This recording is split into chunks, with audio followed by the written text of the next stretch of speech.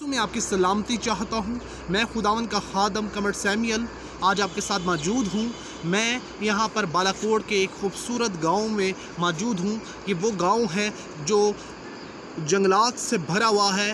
یہاں پر شام کے وقت لائٹ نہیں ہوتی، اور جو لائٹ ہوتی بھی ہے وہ بہت ہی مشکل سے ان کو مہیا ہوتی ہے۔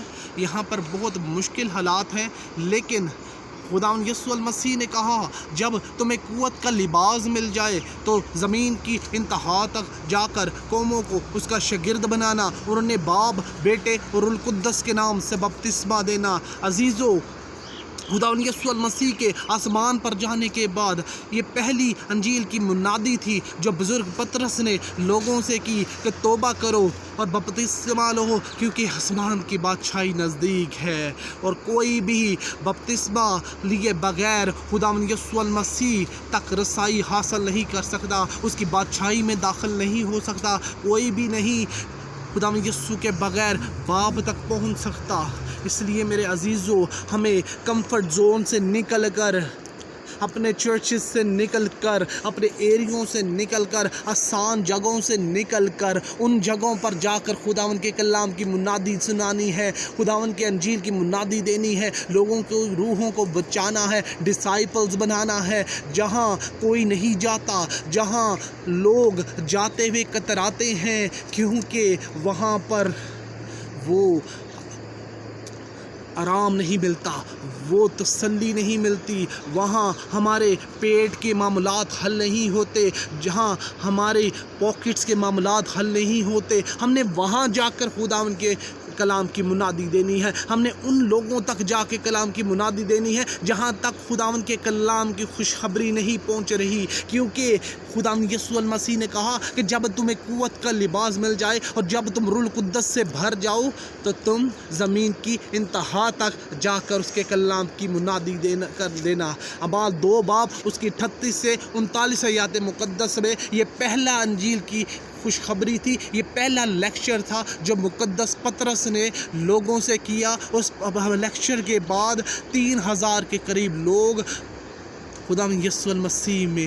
ان نے اپنی زندگی کو دیا اور بپتسمہ لیا، اور وہ روح القدس سے بھر گئے، اور جب وہ روح القدس سے بھر گئے تو عزیزو، روح القدس سے جب ہم بھر جاتے ہیں تو اس روح القدس کو ہم نے اپنے اندر ہی دبا کر نہیں بیٹھنا۔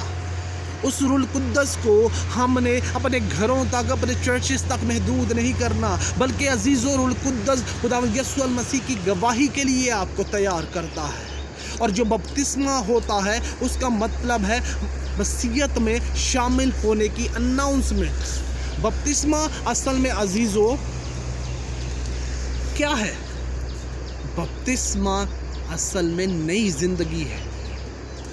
لکھا ہے کہ جب تک تم روح اور پانی سے بپتسمہ نہیں لیتے خداوند کی بادشاہی میں داخل نہیں ہو سکتے۔ پانی اصل میں خداوند یسوع نے پانی کو اپنے آپ سے تشبیہ دی ہے۔ پانی خداوند کا کلام ہے، پانی نئی زندگی ہے۔ خداوند فرماتے ہیں کہ میں نے اپنے آپ کو خالی کیا اور خادم کی صورت اختیار کی۔ ابن آدم کھوئے وہ کو ڈھونڈنے اور نجات دینے آیا ہے۔ اس لیے جب تک ہم پانی اور روح سے بپتسمہ نہیں لیتے ہم خداوند کی بادشاہی میں شامل نہیں ہو سکتے۔ اور جب ہم بپتسمہ لیتے ہیں، ہم اپنا آپ پانی میں ڈبوتے ہیں، تو نہ صرف اپنی ہم بدن کو ڈبو رہے ہوتے ہیں، بلکہ ان سب گناہوں کو جو ماضی میں تھے وہ ہم اس پانی کو دے دیتے ہیں، اور وہ پانی خداوند کا کلام ہوتا ہے جو ہمارے گناہوں کو دھو دیتا ہے۔ وہ پانی خداوند یسوع المسیح ہوتا ہے جو ہماری فکروں کو، ہمارے بوجھوں کو لے لیتا ہے، کیونکہ وہ فرماتا ہے اے بوجھ سے دبے اور تھکے ہوئے ماندے لوگو، سب میرے پاس آؤ، میں تمہیں آرام دوں گا۔ خداوند قدوس فرماتے ہیں اگر تم مجھ سے مانگتے تو تمہارے اندر سے پانی کی ندیاں جاری ہو جاتی۔ نیکودیمس کو دیکھیں، وہ اپنے وقت کا فریسیوں میں ایک شاہی سردار کاہن تھا۔ خداوند یسوع المسیح کے پاس رات کے وقت آیا تاکہ خداوند یسوع المسیح کو آزما سکے۔ اس نے کہا اے استاد، میں مانتا ہوں کہ تجھے خدا نے استاد بنا کر بھیجا ہے، لیکن خداوند قدوس اس کی سوچوں کو سمجھ گئے۔ اس نے کہا اے نیکودیمس، جب تک انسان نئے سرے سے پیدا نہ ہو جائے، جب تک پانی اور روح سے بپتسمہ نہ لے لے، وہ خدا کی بادشاہی میں داخل نہیں ہو سکتا۔ اور اس نے جواب دیا، کیا میں بزرگ ہو کر ماں کے پیٹ میں واپس جاؤں اور پھر پیدا ہوں؟ لیکن میرے یسوع نے فرمایا، جو روح سے پیدا ہوتے ہیں وہ روح ہے، اور جس جسم سے پیدا ہوتے ہیں وہ جسم ہے۔ اے عزیزو، پانی خداوند قدوس خود ہے، پانی اس کا کلام ہے، پانی خداوند یسوع نے نئی زندگی سے تشبیہ دی ہے۔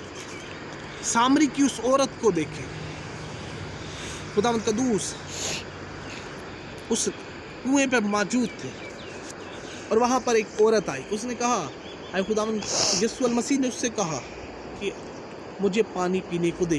اس نے کہا، آئے استاد، تو یہودی ہے، میں سامری ہوں، اگر میں تجھے پانی دوں گی تو لوگ کہیں گے کہ میں نے تجھے پلید کر دیا، اور اگر تیرا ہاتھ مجھے لگ جائے تو لوگ تجھے نہیں چھوڑیں گے۔ لیکن خداوند نے کیا فرمایا، اگر تم مجھ سے مانگتی تو تیرے اندر سے پانی کی ندیاں جاری ہو جاتی۔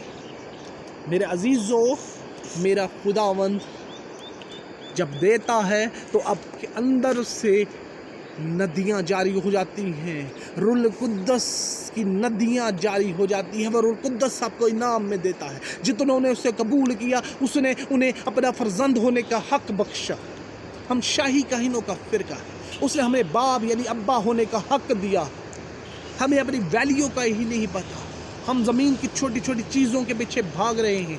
ہم تو وارث ہیں، ہم تو آسمان کی بادشاہی کے وارث ہیں، ہم تو باپ کی اولاد ہیں، اور وہ بادشاہوں کا بادشاہ ہے، وہ رب الافواج ہے۔ ہم پھر بھی اپنی ویلیو کو نہیں سمجھتے، ہم 5-10 ہزار روپے کے پیچھے بھاگتے ہیں، ہم چھوٹی چھوٹی ایکٹیویٹیز کے پیچھے بھاگتے ہیں، ہم مین سورس کے پیچھے نہیں بھاگتے جو مہیا کرتا ہے۔ ریکا بارا زنتا سوکور ببلی ربرا زنتا سوکولا رسی۔ عزیزو، اپنے آپ کو تیار کرو۔ کوئی بھی اپنی مرضی سے بپتسمہ نہیں لے سکتا جب تک روح القدس کی مرضی نہ ہو۔ ہم سمجھتے ہیں کہ پاسٹر نے اپنے اکاؤنٹس اپنی گنتیاں بڑھانی ہیں، نہیں۔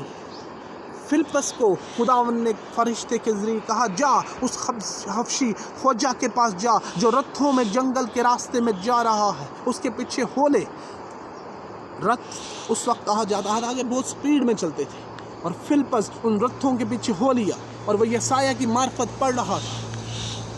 فلپس نے اسے خداوند کے کلام کی منادی دی، اور اسے بپتسمے کے بارے میں بتایا، اور اس نے کہا کہ مجھے بپتسمہ دو۔ اور کلام فرماتا ہے کہ ایک جگہ رتھ روک دیا گیا، اور بارش کے کچھ پانی جمع تھا، اور اس میں فلپس نے اس کو بپتسمہ دیا، اور بپتسمہ دیتے ہی فلپس روح میں وہاں سے چلا گیا۔